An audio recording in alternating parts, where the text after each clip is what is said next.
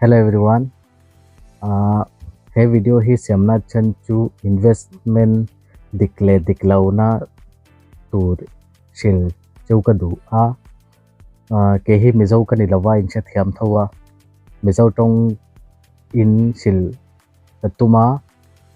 ka mizo tong hi tlem te diklau chuan milo she thiamula mase he video hi khongai takin a top thleng lo enula nangmani thadna turin he video hi kasiama chuwang hian tuna hian virus hi tamlu tuka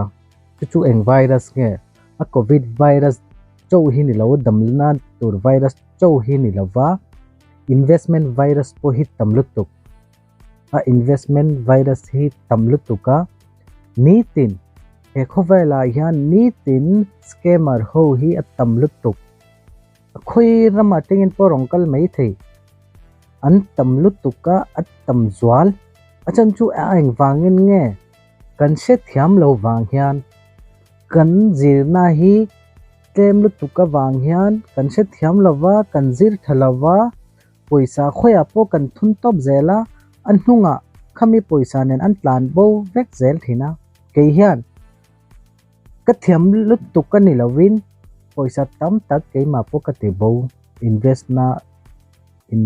na hian poisa tam lu tuk noi som chuang ka ti bo ke mai hian achan chu ka ti bo awang hian ka se thiam chu wangin tuna tun khovela hian cryptocurrency hi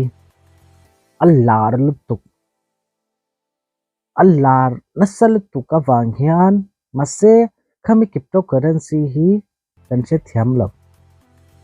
a eng company po kan khuta omse min shil se azirna hi min soi ngai lo azirna min pe ngai lo a eng system po hian zirna min pe lo chuan he system a hian kan tho lo tur chu ka thei ang berin zirtir hi katum chunga ka pui chunga min pui bokula kan vain mi kanya mishing kanya puina hi kan mamawa chu wang hian tuna tengin he video hi part 1 a tengin a part zelin kalang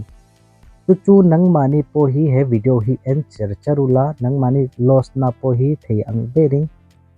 atlemang in loss lovang kat soina dik takani chuan in loss lovang chu wangin he video hi kasiam ma in evaluation history of currency evolution of money hi in shape phot angayang chu history of currency evolution of money hi kan zir phot angai achan chu in zir lo ani chuan thadowin eng system po ni se kha chu ka soi lo anang ma system po ni se midang company po ni se eng ang po ni se kha chu thu dang mase company hian zirna a poisa luna a company hi khoya mi nge atunge siam tu nge ha min sil lo ani chuan tiang company a hian kan ring dia lo tur chu wang hian voina teng hian amo tuna teng hian keima hian nangmani ka puise lung ka puise lang chunga intinge kan invest sang khoya nge kan invest sang adik nge diklo a company hi kan analyze sang ka thei ang berani mai ka pui thei ang berin ka pui chunga chu commission anita tuna hian history of currency evolution of money hi kan se thiam photanga first number 1 a hian barter system anita barter system chuenge kan pu kum sang ni kum sang ni mo kum sang khatamo kami ma hian poisa te hi om ngai lawa a poisa hi om lo wang hian min achome ansia achome mo bufai mo te khani an exchange thina poisa khamilai chon om lova chumi zo huna zirin commodity money arongkala gold te million ho te mo poisa chu khamilai apon om lova gold nen thilan le thina bazara mo khoya mo gold te hi an manga mase huna zirin gold poisa hi asang zela khata chon gold hian mang to lowa chumi zo han metal money arong kala metal coin kan tivea a metal coin chuenge poisa chengkha chengni duli te he coin om kha rong kala mase khata khan a poisa hi kan control theiwa lo kan government po hi se thiama a poisa hi rita chiar po boi thlaka thil lian do kan motor mo bike mo kan le kan tum chuan poisa en zanga kan ken ngai kha an ena poi ai boina tamlu tuka chumi wang hian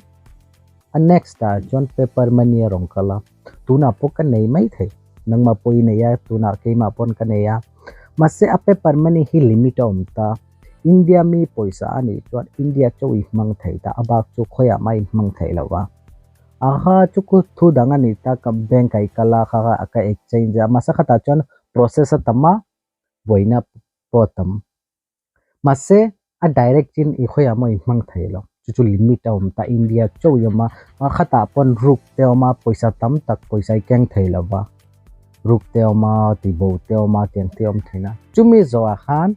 plastic money te rongkala electric money rongkala plastic money chu debit card le credit card anita ahunna zirin kan kal chong kan upgrade zel ki money hi kan upgrade technology ya kan upgrade zela chu plastic money le electric money rongkala electric money chu phone pay google pay mo gpay mo ting hi kan soitop zela a plastic money chu debit card like credit card anita mase khata pon a limit te cross an theilawa India chau yoma India chau mang theya online shopping chui theya mase transaction chui theilawa chumi wangyan tun huna dikta ka chuan cryptocurrency huna ni to a huna zirin kan kal chong zela chu wangin cryptocurrency hi tuna huna ni ta mase a cryptocurrency hi poisa tamlutu ka chu ka se thiam ke ma poisa tamlutu ka achan chu cryptocurrency hi first arongkal hi 2007 arongkal bitcoin hi chumilaya poisa hi enjang cheng ruk chawanita cheng rukanita 2021 a khan nuai som nga le pakhat dei akal chuchui ngai tuam nangma hian somruk mancho ileita sela khamila ya hian 2007 a hian bitcoin hi somruk mancho som cho leita la 2021 a hian nuai somnga chuang a price hi akal chu ingai tua the chumi zowa tuna hian bitcoin hi an hiama 20 more 27 22 lai chawanya tuna 22 lakhs anita chuchu engting 6 rupees a tengin 50 lakhs kala 50 lakh tengin 22 kal dhiam le chuchu margin le a down zel hi inse thiamem a risk hi engtin nge atamlut to ka risk hi mase khata chon poilo khata chon coin hi panhi tuna chon tunhuna chon coin hi pani omto pathi stable coin onta pakhati unstable coin hi omta stable coin hi dollar anganita nangmani po hi dollar chuin se mai the dollar hi cheng kha cheng ni mo chenga in anyam le sang zel thina ka chu poilo mase annoya zirina kalle chong le niam chon kha chu lok kha chu riksa tamluto tuna hian bitcoin hi mo cryptocurrency sim hi kan khoya kan future hi cryptocurrency ni don chu kan se lutuk nangma tuna ise thiam lo ni chan kum nga nunga chuan cryptocurrency chui khoi ngei yang achan chu tun khovel hi cryptocurrency akal tang blockchain hi ise thiam ngai decentralized hi ise thiam ngai centralized hi ise thiam ngai smart contract hi ise thiam ngai chu wangin a cryptocurrency ringota ni chuan kan lu top turani lo cryptocurrency a han type panhiom pakhathi centralized sa omta pakhathi decentralized omta centralized le decentralized hi kan zir theyani chuan cryptocurrency a hian risk lowin kan invest theyang poisa pakhat ma kan loss lowang chu he video hian centralized le decentralized chu ka soilowanga mase next video hian tihan ka soichu apata zirin kasyamanga tuna tengin he video hi part 1 anita next part 2 rongkalanga engti kange rongkalang ni khatni ni vela chona rongkalang achan chu ke po hi of professional kanita ka tho tir po ka thok po hi ngaya mase thil pa chok karon shil chunga kalo hin tang decentralized le centralized anita centralized system a hian thei ang berin thok lo tur a thei ang berin thok mia lo tur centralized ai chuan 99% centralized system ho hi an tlan bo 1% chau an om thin 1% chau an om chu product base a omani chuan an om thina mase abak chuan tlan bo vexel centralized ani chuan mase decentralized a chuan ei thok theyang khami decentralized a chuan ei thok theyanga kha chu thu dang mase a centralized le decentralized a pon a verify hi kan check photanga yang a check dan te blockchain te hi enge decentralized hi engting a check dan te kha chu decentralized a soiringot tin poisa thun top turani lo a diknge diklo pon ta khan po fake le real te om chu kan zira nga yang decentralized ke ma hian dio ka thian pa decentralized system ka nei ta lo thok pela a ka soiringot tin lu top turani lo achan chu zirtin na hi poi mo lutuk kan zir lova poisa khoi apo kan thun top ani chon an tlan bowa kan face value hi down na kan thiam te kan som te hin nakina chuan hey miswal angin min en thina poisa ru kangin min en thina mase kan rulowa company nan ruwa mase kan ril do hi anom lowa chu wangin zirtin na hi poi mo lutuk decentralized le cryptocurrency a ilu ta du chuan pani chau shatut centralized decentralized ani mai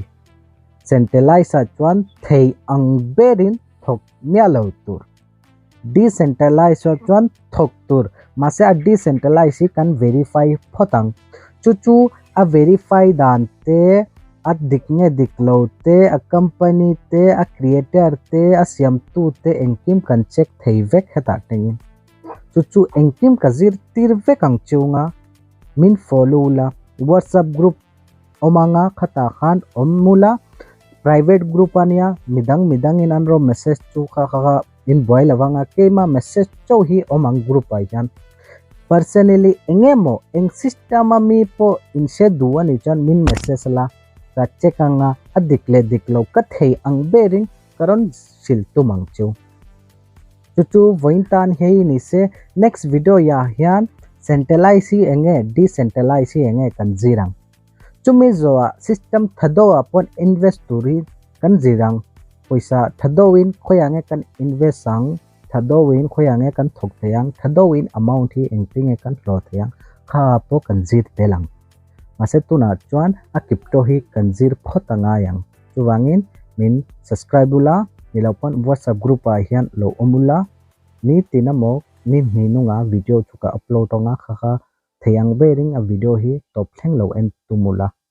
nang mani thadna turin tuna min mamo lo mai thei mase injir tak takani chuan achan chu ka mizo tong hi diklo mai the mase shet thum lo shet tumula enge kas point of view hi what is thank you so much bye bye